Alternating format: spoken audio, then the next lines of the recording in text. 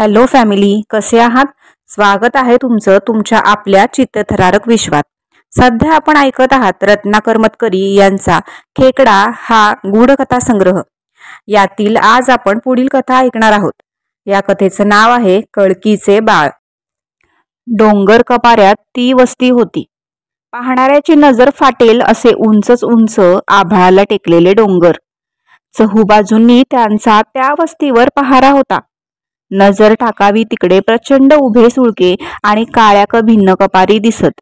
वस्तीच्या चारी बाजूंनी वेढलेले जंगल असे घनदाट की बाहेरगावचा परका वाट चुकून वेडावून गेला असता. वेड्यावाकड्या वाढलेल्या झाडांची मजबूत मुळे आणि वेलींची जाळी अजगरासारखी वाटे.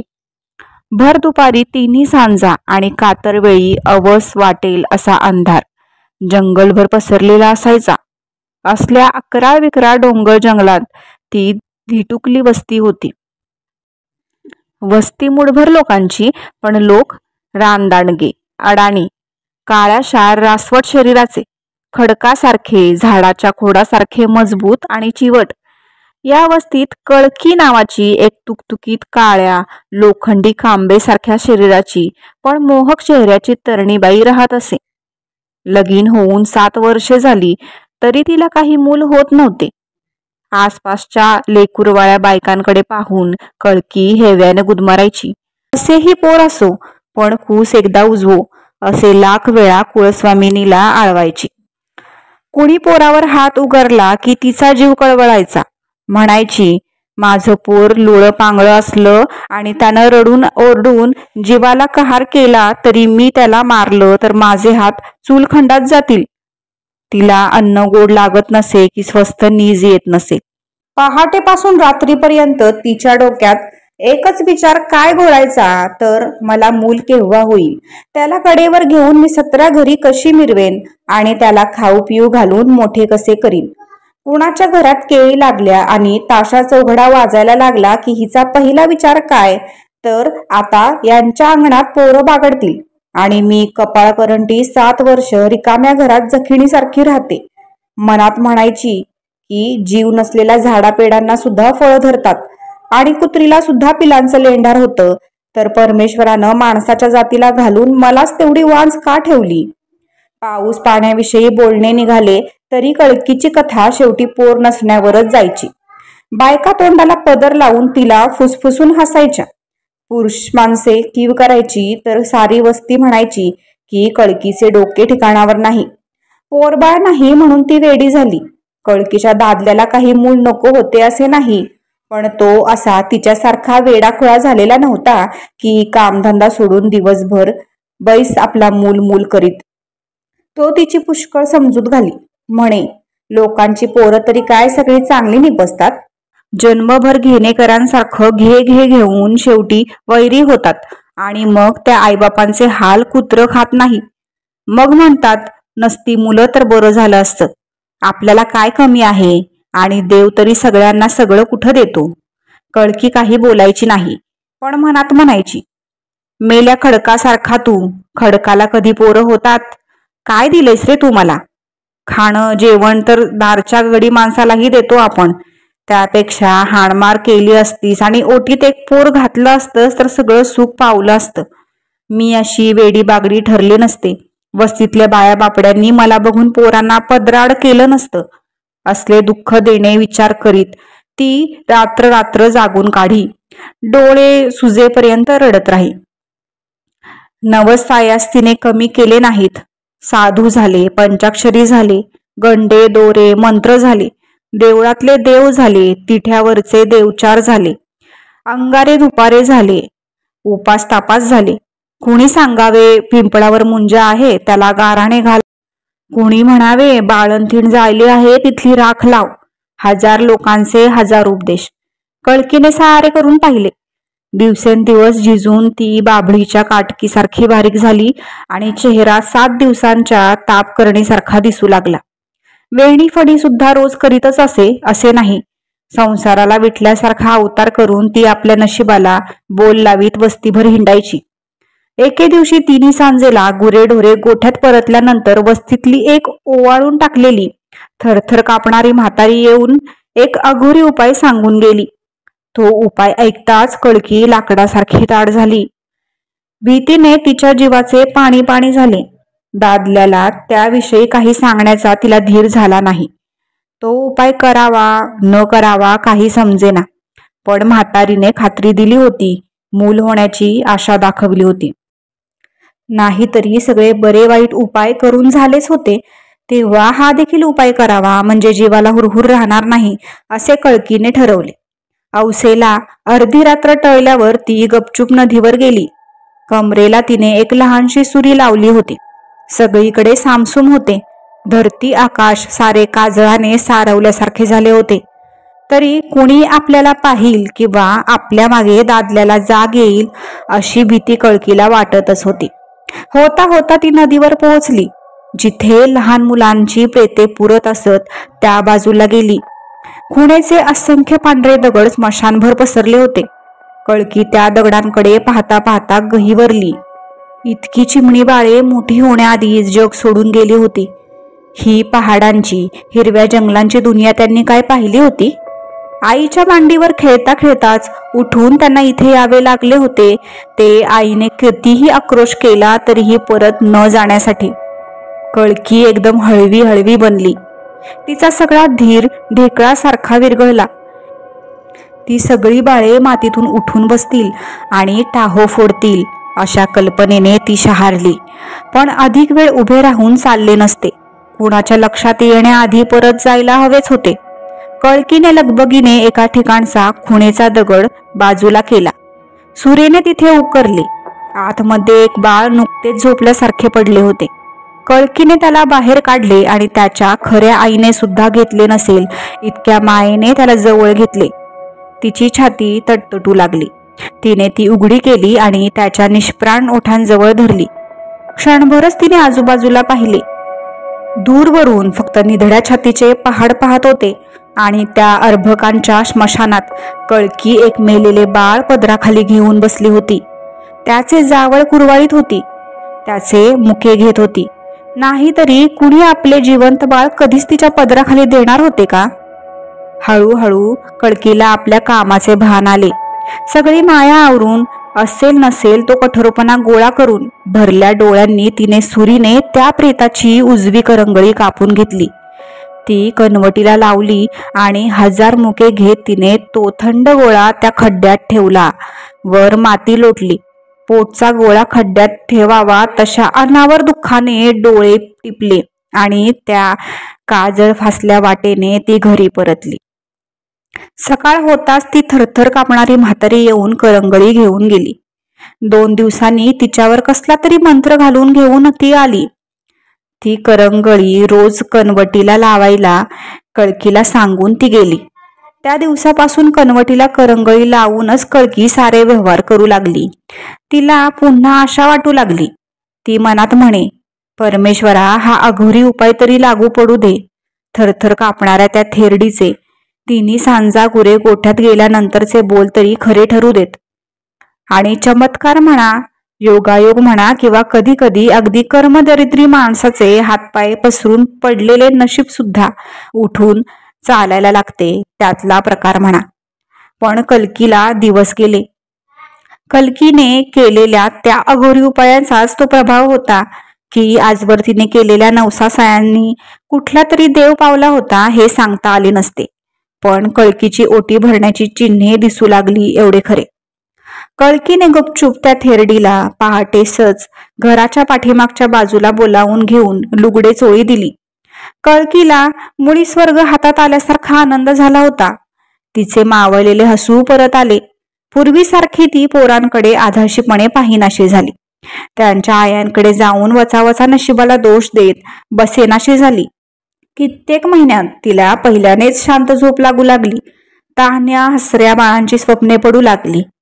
एकदा तिला एक भयंकर स्वप्न पडले. नदी किनारी एक बाळ हसत पडले आहे आणि आपण त्याला सूर्याने भोगसत आहोत असे. ती किंचाळतच खडबडून जागी झाली. त्या रात्रीपासून कळकीचे सुख ओहोटीला लागले. तिला एकसारखी वेडेवाकडे स्वप्ने पडू लागली. आपण होडीतून चाललो आहोत आणि समोरून प्रचंड पर्वतमासा आल्याची. कडा तुटून दरीत कोसळल्याची, घर पुरात वाहून चालल्याची, कर्र कर्र दात खात कुणी जवळ आल्याची. त्यामुळे झोप स्वस्थ लागत नसे. पोटात असे ढवळले की जीव जातोसे वाटे. अन्न जात नसे आणि आतून तर कुणीतरी आतडी कुरतडत असल्यासारखे वाटे. बेदम झोडपल्याप्रमाणे ती एका कोपऱ्यात पडून राही आणि तिचा दादलाच काय तो वस्तीभर हिंडून आपण बाप होणार असल्याचे मिरवून येई. अशा सगळ्या कळा सोसून अखेरीस कळकी बाळंतीण झाली. बाळणपणात तिला अशा काही विलक्षण यातना झाल्या की आपण आता मूल पाहायला वाचत नाही अशी तिची खात्री झाली. करवतीने कुणीतरी पोट चिरत आहे असे तिला होत होते. आसपासच्या आया बाया घरभर जमल्या होत्या, तिला धीर देत होत्या. मूल दिसायचे तर या सगळ्या दिव्यांतून जायलाच हवे असे तिला सांगत होत्या. मूल दिसण्याच्या कल्पनेने बिचारी कळकी त्या यातनातही पुसटसे हसत होती. कोणाला कधी झाल्या नसतील अशा वेदना तिला होत होत्या, पण मुलाला पाहण्याचा आनंदही मनात दाटला होता. तिचा दादला बाहेर येरझाऱ्या घालत होता, दूरच्या डोंगर कड्यांकडे पाहत होता आणि एकदम असा टाहो ऐकू आला की सगळ्यांनी कानात बोटे घातली. तो टाहो नव्हताच, हिंस्र आरोळी असावी तसे ते रडणे होते. कळकीचा दादला आत धावला. एक बोडकी म्हातारी पुढे आली आणि तिने त्याला अडविले. सगळ्या बायका स्तब्ध झाल्या. मग कुणीतरी मूल बाहेर आणले. त्याला बघताच सगळ्यांच्या तोंडून एका आश्चर्याचा आणि भीतीचा चित्कार उमटला. कारण ते मूल मानवी नव्हतेच, राक्षसी होते. मूल काळे कुट्ट आणि विद्रूप होते. त्याचे डोके केवढे तरी मोठे होते आणि शरीर एखाद्या लहानशा कुत्र्या एवढे होते. डोळे बटबटीत आणि जन्मतःच उघडे होते. ओठाच्या दोन्ही बाजूंना 2 सुळे होते. बोटांना नखे होती आणि सबंध अंगावर बारीक काळी लव होती. त्याचा तो कुरूप अवतार पाहून सुईणी सकट सारी माणसे घाबरली. किळस येऊन ती दूर झाली. बाहेर पडली तरी त्यांची आपापसात कुजबूज चालूच होती. असले आक्रीत त्या अवस्थेत कुणीही कधीही 10 पिढ्यात पाहिले नव्हते. वस्तीवर देवाचा काहीतरी कोप ओढवणार असल्याचेच ते अभद्र चिन्ह आहे अशा धास्तीचे सावट त्यांच्या मनावर पडले. कळकीच्या नशिबाची छी थू करीत त्या भांबावलेल्या बाया घरोघर गेल्या आणि त्या ईश्वरी कोपाचे वर्णन आपापल्या दादल्याकडे करीत बसल्या. कळकीचा दादला संतापाने आणि दुःखाने काळा निळा झाला होता. आपल्या बायकोने आपल्यावर कोणत्या जन्मीचा सूड घेतला हेच त्याला समजत नव्हते आणि कळकी तर श्रमांनी बेशुद्ध होऊन पडली होती. झाला प्रकार तिच्या गावीच नव्हता. कळकीचा दादला दात ओठ खात मनाशी म्हणत होता की शुद्धीवर आल्यानंतर हिच्या मांडीवर आपटतो ते पोर आणि म्हणतो, यापेक्षा चांडाळणी तुला वरवंटा होता तरी चांगलं झालं असतं. हडळ कुठली अशा विचारात तो असतानाच कळकी शुद्धीवर आली. शुद्धीवर येताच तिने पहिल्यांदा मागितले ते आपले मूल. मग मात्र तिचा दादला गोंधळला. कुठल्या तोंडाने ते तिला दाखवावे असे त्याला होऊन गेले. वाटले बघता क्षणी ही जीभ हासडून डोके आपटून प्राण देईल, पण तिने हट्ट धरताच त्याने भीतभीत मूल तिच्या पुढे केले. पाहता क्षणी तिच्या तोंडून एक अस्पष्ट अशी किंकाळी उमटली, परंतु दुसऱ्या क्षणी तिने त्याला छातीशी घट्ट धरले आणि ती त्याचे पटापट मुके घेऊ लागली. साऱ्या वस्तीला कोडे पडले की कळकीने मांडले आहे तरी काय, त्या राक्षसी पोराला ती जवळ तरी कशी घेते. त्याच्या त्या लव असलेल्या शरीरावरून हात फिरवण्याची तिला किळस कशी येत नाही. त्याच्या हिंस्त्र शापदासारख्या चमकणाऱ्या डोळ्यांपुढे पाहून तिच्या अंगावर काटा कसा उभा राहत नाही. ते राक्षसी पोर रडायला लागले की ऐकणाऱ्याच्या छातीत धडकी भरेल असे किंचाळते. हसायला लागले की सुळे विचकते. असल्या पोराला उकिरड्यावर फेकून द्यायचे सोडून ही बाई प्रेमाने जवळ घेते. ही बाई आहे की जखीण की हिचे डोके साफच फिरले. यापेक्षा पूर्वीचे हिचे वेळ खूप बरे होते. डोकेत जिथे फिरले तिथे भीती कशाची वाटणार आणि किळस कसली येणार असे सारे लोक म्हणत. कळकीचा दादला त्या पोराला हात सुद्धा लावित नसे. म्हणायचा, ही काय माझी औलाद नाही, हा देवाने पाठवलेला कली आहे. हा माझ्या घरादाराचं वाटोळं करणार. माझ्या पूर्वजांचं हे पाप जिवंत होऊन माझ्या बोकांडी बसलं आहे. तो असा बोलू लागला की कळकीला दुःख होई. ती म्हणे, माझ्या बाळाला असं अभद्र बोलू नका. पण कुणी काहीही बोलले तरी बाळ दिवसेंदिवस वाढतच होते. महिनाभरातच त्याला सगळे दात आले. कळकी त्याला अंगावर पाजे पण लवकरच ते दूध त्याला पुरेनासे झाले. गाईचे निम्मे दूध त्यालाच लागू लागले. हळूहळू कणसे, रोट, भाजी जे काय मिळेल ते चावू लागले. कळकीला मात्र त्याच्या त्या खादाडपणाचे कौतुक वाटायचे. तिला मुळे ब्रह्मानंदच झाला होता. विद्रूप राक्षसी असे नका, पण आपल्या पोटी पोर जन्माला आले याचेच तिला भयंकर अप्रूप झाले. पोर कसेही असले तरी ते मोठे होईल, आपल्याला आई म्हणेल, आपले पांग फेडील या कल्पनेत ती चूर असायची. तिच्या जणू जन्माचे सार्थक झाले होते.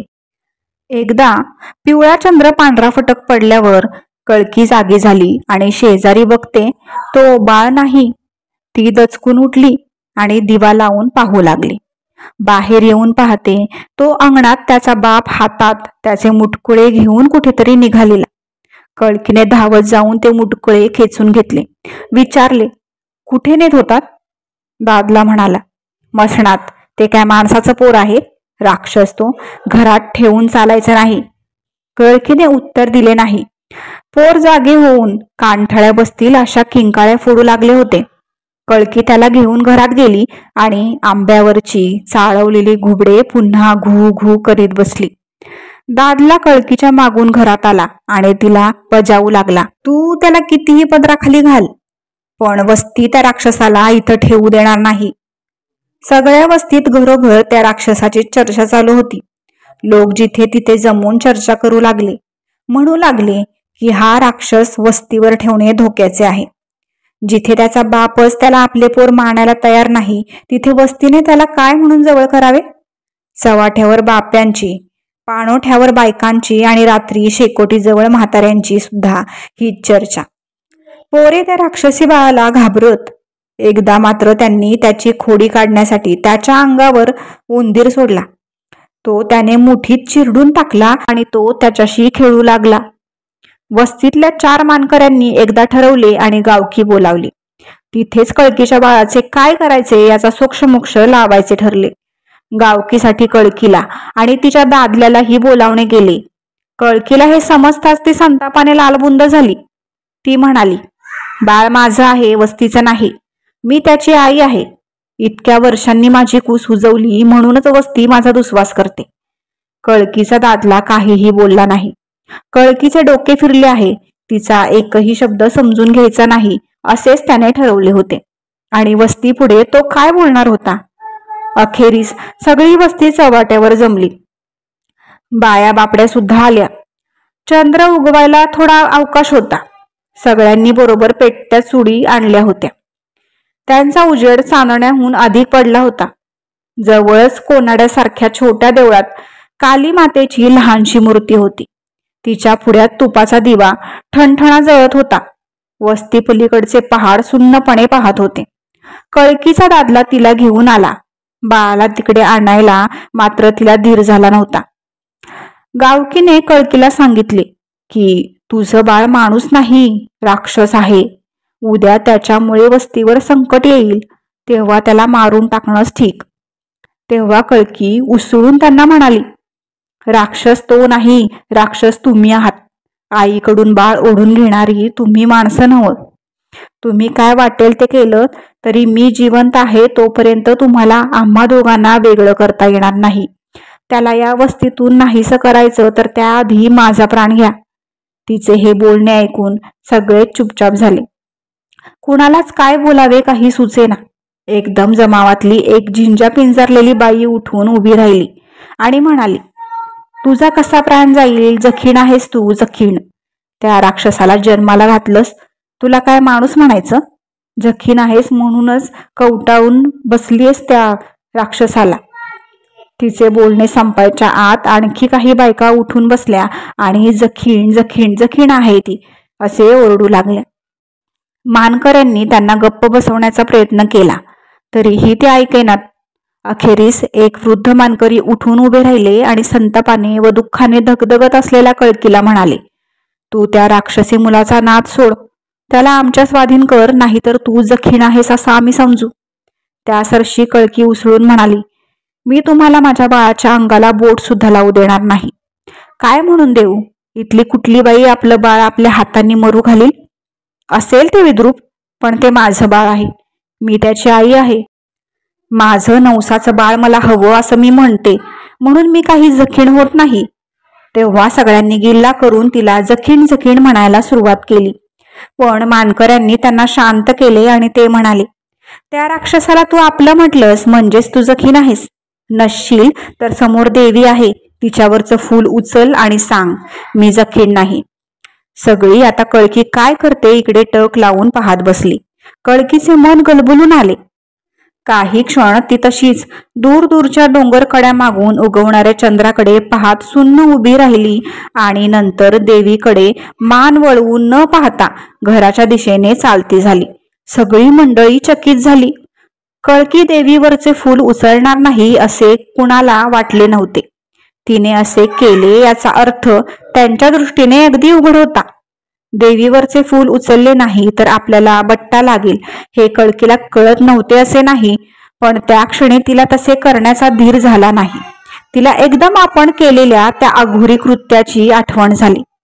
स्मशानात जाऊन अर्भकाच्या मुर्द्याची करंगळी आपण कापली, हेच देवाघरी पाप ठरेल. मग आता कुठल्या तोंडानं देवीवरचं फूल उचलायचं? आपण पापी आहोत, मग देवीच्या पायाला स्पर्श कसा करायचा? या एकाच विचाराने कळकी फूल उचलायला तयार झाली नव्हती. पण त्यामुळे सारा गाव बिथरला. सगळी कळकीला उघड उघड जखीण म्हणू लागली. कोणी तिच्याशी बोलायला तयार नव्हते. साऱ्या वस्तीने कळकीला आणि तिच्या बाळाला वाळीत टाकले. पाणवठ्यावर पाणी भरायची कळकीला बंदी झाली. लांब रानातल्या एका झऱ्याचे पाणी ती दररोज भरून आणू लागली.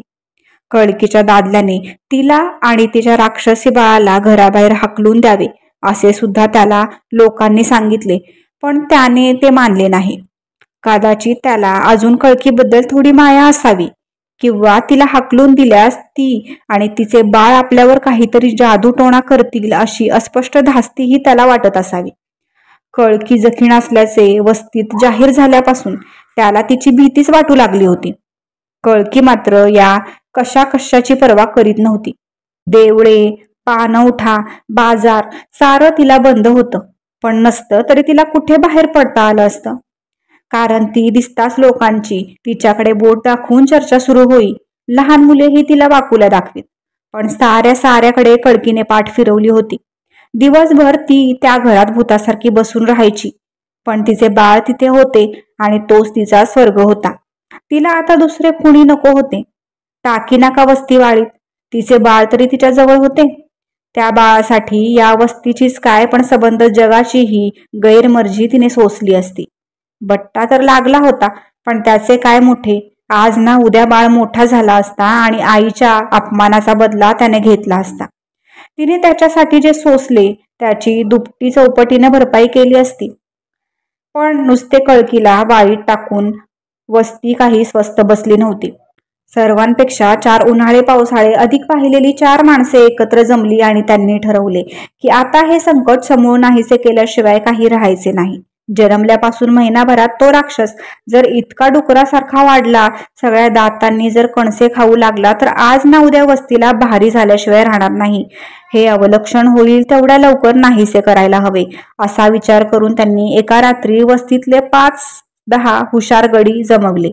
सगळ्यांनी काठ्या घेतल्या, एकाने बंदूक घेतली आणि चांदण्यामध्ये त्यांनी कळकीच्या घराचा दरवाजा ठोठावला. दार खडखडताच सावध झोपलेली कळकी जागी झाली. ती मनाची समजली. तिचा दादला उठला. दार उघडून अंगणात लोकांना सामोरा गेला. त्यांची थोडी बातचीत झाली आणि तो परत फिरला. दार ढकलून त्याने बायकोला साद घातली तर ओ नाही, म्हणून त्याने आत जाऊन पाहिले तर तिचे अंथरूण रिकामे. तो मागे फिरला आणि त्याने सगळ्यांना हात जोडून ही बातमी सांगितली, पण कोणालाही खरे वाटेना. ते सगळे आत घुसले आणि काठ्या खडखडवीत सगळ्यांनी घरभर धुंडाळून पाहिलं, पण कळगीचा पत्ता नाही की त्या राक्षसी पोराचाही नाही. पण त्यांनी सोक्षमोक्षच लावायचा ठरवला होता, म्हणून ते तसल्या पांढुरक्या चांदण्यात सगळीकडे शोधाशोध करू लागले. घर शोधून झाले. आड पाहिला, मांगर पाहिला, गोठा पाहिला, मागचा झाडा झुडपांचा सुद्धा शोध घेतला, पण कळकीचा आणि तिच्या बाळाचा पत्ता लागला नाही. मग ते जंगलात घुसले. रात्र शांत होती. जंगल किर्र होते आणि प्रहर नागपुरुषांचा, भूताखेतांचा होता. तरीही तो घोळका काटे कुटे दगड गोटे तुडवीत चालला होता. त्यांच्या पायांना डोळे फुटले होते. आणि हात शिवशिवत होते. हसत बडबडत काठ्या आपटीत ते चराचरा चालत होते आणि एकीकडे त्यांचे कान त्या शांततेत कुठला आवाज होतो का ह्याचा वेध घेत होते. ते डोंगर चढू लागले आणि त्यांना दूरवरून त्या बाळाचा टाहो ऐकू आला. सगळे त्या दिशेने निघाले. झाडांच्या गर्दीतून त्यांना हवे होते ते दिसले. मध्ये थोडीशी उघडी जागा होती आणि तिथे एक झरा होता. झऱ्याजवळ बसून कळकी आपल्या बाळाला पाणी पाजित होती. त्याला 2 घोट पाणी पाजून ती स्वतः पिऊ लागली. इतक्यात बंदुकीचा वार झाला. कळकीने पालथे पडून बाळाला झाकून घेतले. एकाएकी तिच्या खांद्यातून कळांवर कळा येऊ लागल्या. तसेच तिने त्या जड बाळाला उचलले आणि ती बेभानपणे पळत सुटली. पायांखालच्या दगडा काट्यांचीही तिला शुद्ध राहिली नाही. खांद्यातल्या जखमेतून उसळणाऱ्या रक्ताचीही फिकीर राहिली नाही. तिला एवढेच समजत होते की सारी रानदांडगी वस्ती आपल्या बाळाच्या प्राणांवर उठली आहे. त्याला त्यांच्यापासून वाचवायला हवे, काहीही करून वाचवायला हवे. मग त्यासाठी आपल्या अंगभर जखमा झाल्या तरी त्या सहन करायला हव्यात. एका बाळासाठी कळकीला दादला अंतरला होता. सारी वस्ती अंतरली होती, पण त्याचे एवढे काही वाटत नव्हते. बाळ तिला अंतरायला नको होते. काहीही झाले तरी ती बाळाला दूर होऊ देणार नव्हती. काहीही झाले तरी. या विचाराने कळकी बेभान झाली होती, वेडी झाली होती. काळे कुट्ट डोंगर तिचे साहस बघत होते. इतका वेळ धावून तिचे पाय लटलटा कापत होते. पुढचे पाऊल उचलताना आपण कोसळून पडू असे वाटत होते. कडेवरचे ते जड ओझे क्षणक्षणाला अधिक जड वाटत होते. पण कळकीला क्षणभरही थांबणे शक्य नव्हते. तिच्या दादल्या सकट सारे दांडगट पुरुष तिच्या बाळाचा जीव घ्यायला तिच्या मागेच होते. त्यांच्यापासून तिला शक्य तेवढे दूर पाळायचे होते. आणि बाळाचा टाहो थांबत नव्हता. त्या किंकळ्यांवरून त्यांना तिची दिशा समजत होती आणि काळोखातही ती लपू शकत नव्हती. बाळाला भूक लागली होती. त्याची भूक मोठी अनावर होती. पण आता इथे त्याला देणार तरी काय आणि थांबवणार तरी कुठे? एवढ्यात कळकीला दगडांमागे एक गुहा सापडली. काळोखात ती तिला डोळ्यांनी दिसणे शक्य नव्हते, पण त्याही पलीकडच्या कुठल्या तरी शक्तीने तिला ती जाणवली एवढे खरे. आत एखादे जनावर असेल असे तिच्या मनातही आले नाही. तितका विचारच करण्याची शक्ती तिच्यात उरली नव्हती. तिच्या बाळाच्या वैऱ्यांपासून आसरा घेणे एवढा एकच विचार तिच्या डोक्यात भिनला होता. तिला आसरा हवा होता. बाळाला भूक लागली होती. त्याला निदान पदराखाली तरी घ्यायला हवे होते. ते भुकेने आक्रोश करीत होते. त्याला शांत करून झोपवायला हवे होते. कळकी गुहेत शिरली. गुहेच्या तोंडावर येईल अशा बेताने तिने एका मोठ्या दगडाला धक्का दिला. अगदी टोकावरचा तो दगड थोडासा धक्का मिळताच घरंगळत खाली आला आणि गुहेच्या तोंडावर अगदी बरोबर बसला. कळकीचा जीव विसावला. पाठलाग करणाऱ्या मंडळींपासून ती आणि तिचे बाळ आता सुरक्षित होती. ही जागा त्यांना त्या काळोखात सापडणे शक्य नव्हते. सापडली तरी तो तोंडावरचा दगड हलवणे मुश्किलच होते. जीव जरा विसावताच खांद्यावरची जखम ठणकू लागली. डोळ्यांपुढे झापड येऊ लागली. लाल निळे ठिपके दिसू लागले. तरीही कळकीने सगळी शक्ती गोळा करून बाळाला पाजायला घेतले. ती स्वतःशीच खुदकन हसली. म्हणाली, मला जखीड म्हणतात, वेडी म्हणतात. असू दे, मी वेडी. मी त्यांना वेडे म्हणते. आईकडून बाळाला तोडणाऱ्याला काय शहाणा म्हणतात. आज माझ्या बाळाला गोळी घातली. मी नसते मध्ये आले तर माझं बाळ. हसता हसता हुंदके देत ती बाळाला पाजू लागली, पण दूध येईना. बाळाची भूक भागेना. थकव्याने कळकीला झापड आली. तिची मान एका बाजूला कलंडली. पाठलाग करणारी मंडळी गुहेच्या जवळपास येऊन पोहोचली. हातातल्या चुडी इकडे तिकडे हलवून ते कुठे काही हालचाल दिसते का ते पाहू लागले. आपापसात तर्क कुतर्क करीत बडबडू लागले. कळकीच्या बाळाचा आक्रोश एकदम थांबला. त्याला काहीतरी दिसले. त्याचे श्वापदासारखे हिंस्त्र डोळे चकाकू लागले. जीभ बाहेर वळवळू लागली. आईच्या मांडीवर ते उठून उभे राहिले. आपल्या खरखरीत जिभेने आईच्या खांद्यातून गळणारे रक्त लप लप साठू लागले. त्याला ते आवडले. खुशीत येऊन ते हसू लागले.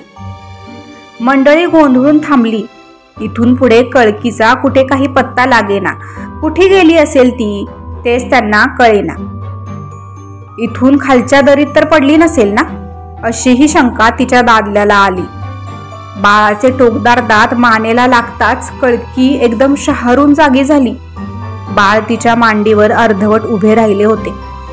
त्या काळोखातही त्याचा रक्ताने माखलेला जबडा आणि धारदार सुळे पाहून कळकीला पहिल्या प्रथमच त्याची विलक्षण भीती वाटली. ती त्याला झटकू लागली, पण ते तिच्या अंगाला घट्ट बिलगले आणि आपली नखे तिच्या दंडात गच्च रुतवून बसले. डुकरा एवढ्या आकाराचे ते किळसवाणे ओझे तिच्या अंगाला झोंबू लागले. त्याच्या सकटच कळकी कशीबशी धडपडत गुहेच्या तोंडाशी गेली आणि दगड बाजूला करण्याचा प्रयत्न करू लागली. पण आता दगड इतका गच्च बसला होता की तो काही केल्या तसूभरही हलेना. ती काळी टोकदार नखांची लवदार बोटे तिच्या गळ्यावर पडली. रक्ताची चव आवडून बाळ दात विचकून भेसूर हसू लागले. त्याचे डोळे विलक्षण चमकू लागले आणि जबडा खालीवर होऊ लागला. प्राणभयाने कळकी किंचाळली. किंकाळी ऐकू येताच बाहेर शोध घेणारी मंडळी थबकली. त्या किंकाळी पाठोपाठ एका मागोमाग एक अशा किंकाळीच्या किंकाळ्या ऐकू येऊ लागल्या. मंडळी गुहेच्या तोंडावरचा दगड बाजूला करू लागली, पण तो आतूनच असा गच्च बसला होता की हलणे केवळ अशक्यच होते. ते कळकीला साद घालू लागले, दगड हलवायला सांगू लागले, पण कळकीला त्यांच्या हाका ऐकू येत नव्हत्या. तिच्या किंकाळ्याही बंद झाल्या होत्या. सगळी जाणीव संपली होती आणि आत्यंतिक भयाने बाहेर आलेल्या बुबुळांतल्या पाठ नजरेला फक्त एकच गोष्ट दिसत होती, पुन्हा पुन्हा गळ्याकडे येणारा तिच्या बाळाचा रक्ताने भरलेला जबडा. श्रोते मित्र हो, समाजाची वांज स्त्रीला वागवण्याची पद्धत कळकीला या स्थितीपर्यंत घेऊन आली का, की मूल मिळवण्याच्या महत्वाकांक्षेपायी ती अशा अघोरी प्रकाराचा अवलंब करून बसली आणि शेवटी स्वतःच अशी त्याला बळी गेली. तुम्हाला याबद्दल काय वाटतं हे कमेंट बॉक्समध्ये नक्की कळवा. ही भयचकित करणारी कथा तुम्हाला आवडली असेल तर व्हिडिओला एक लाईक अवश्य करा आणि चॅनलला सबस्क्राईब केलं नसेल तर करून घ्या, कारण मी चित्तथरारक विश्व या चॅनलवर तुमच्यासाठी घेऊन येत असते वेगवेगळ्या लोकप्रिय लेखकांच्या भयकथा आणि गूढकथांवर आधारित कथासंग्रह आणि कादंबऱ्या. पुन्हा भेटू याच कथासंग्रहातील पुढील कथा घेऊन. तोपर्यंत काळजी घ्या. धन्यवाद.